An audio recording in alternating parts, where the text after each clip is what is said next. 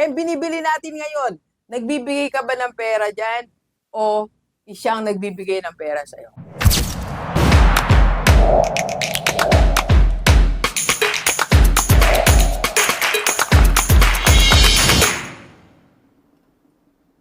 Okay, Delivers, para sa ating po lahat, sa lahat ng mga gustong yumaman, alam mo, para yumaman tayo, dapat dalawang words ang iniintindi mo. Yes, sa lahat ng mga gustong yumaman, ang una kasi nating iniisip, paano ba ako magkaroon ng malaking pera? Paano ba ako magkaroon ng malaking sweldo? O paano ba kumita ang negosyo ko?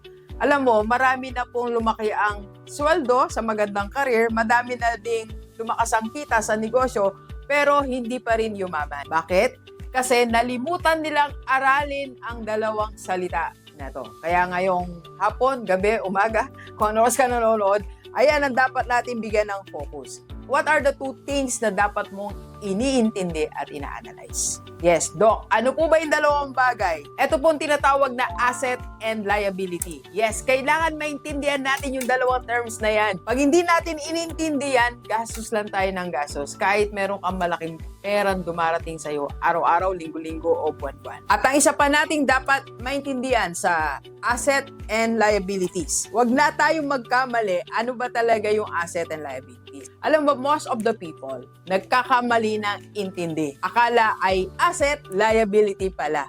Kaya dapat bigyan natin ng focus. So first, bago tayo gumastos, kailangan talaga intindihin mo muna, ito ba'y asset o liability? Not the question of, maganda ba to o hindi? Gusto ko ba to o ayoko? Cute ba to o hindi? Hindi yun ang question. Ang question is, asset ba to o liability? Responsibilidad mo na dapat sagutin natin yan. So pangalawa, dapat nag-iisip tayo kung may balik kita ba to o sunod-sunod na gastos. That's the indicator. Paano malalaman na asset yan? Pag tuloy-tuloy ang pagbibigay sa'yo ng kita. Paano malalamang liability? Pag tuloy-tuloy ang pagbabayad mo. Ganun lang siya kasimple. Okay? So kaya ang tanong ni Rockstar ngayon, ikaw ba ay gumagastos for the asset or for the liabilities? So ano ba yung mga sample? Magbigay tayo ng sample ito mga simpleng halimbawa lang naman. Pag bumili ka ng cellphone, ito ba ay asset o liability? Yung bang kotse na binabayaran mo monthly, asset ba yan, liability? Yung bakanting loteng binili mo, asset ba yan o liability? So marami tayong ginagastos na minsan akala natin asset pero liability pala. Ito ang mga principles na dapat natin sundin bago tayo gumastos. First, dapat lagi mong iniisip cash flow first before desire. Unang-unang consideration, your cash flow. Second lang yung desire. Kasi minsan binabaliktad natin yung desire muna bago yung cash flow. So, namamali po tayo doon. So, bago tayo bumili, dapat alamin muna natin to. First, will it weakens my cash flow? If yes po, that's liability. And second question mo, will it strengthens my cash flow? Pag yes, yan ay asset. Okay? So, cash flow, first consideration. Second, dapat needs muna bago wants. Kailangan ba talaga o gusto lang natin? Napakadami nating ginastos na ginusto mo lang, pero hindi mo naman kailangan. Marami na po tayong vlog dyan. Balikan nyo na lang po aking mga vlogs.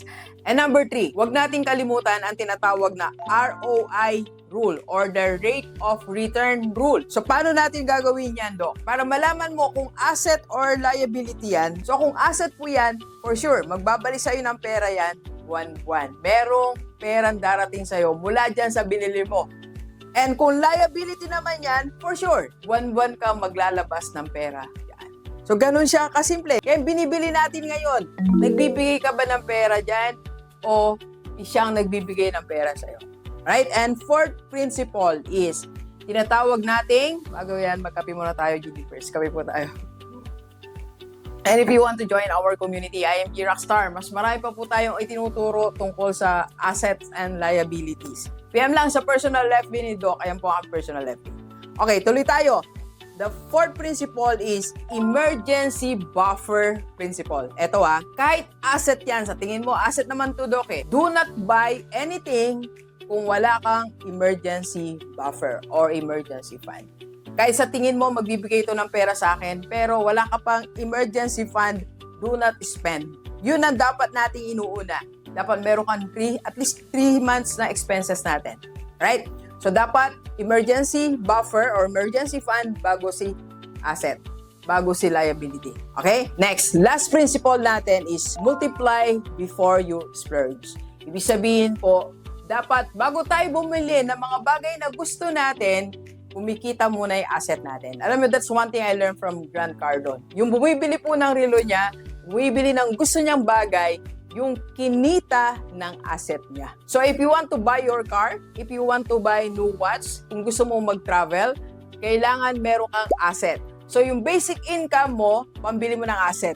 Yung kinikita ng asset mo, yun ang pambili mo ng luxury or pang-travel mo or pang-upgrade mo ng lifestyle mo. Okay? So, deliver sa atin po lahat. Isang tanong ni Rockstar. Yan ba pinagkakagastusan mo monthly? Asset ba o liability? Let's go, let's go. Kape po tayo. Kape po.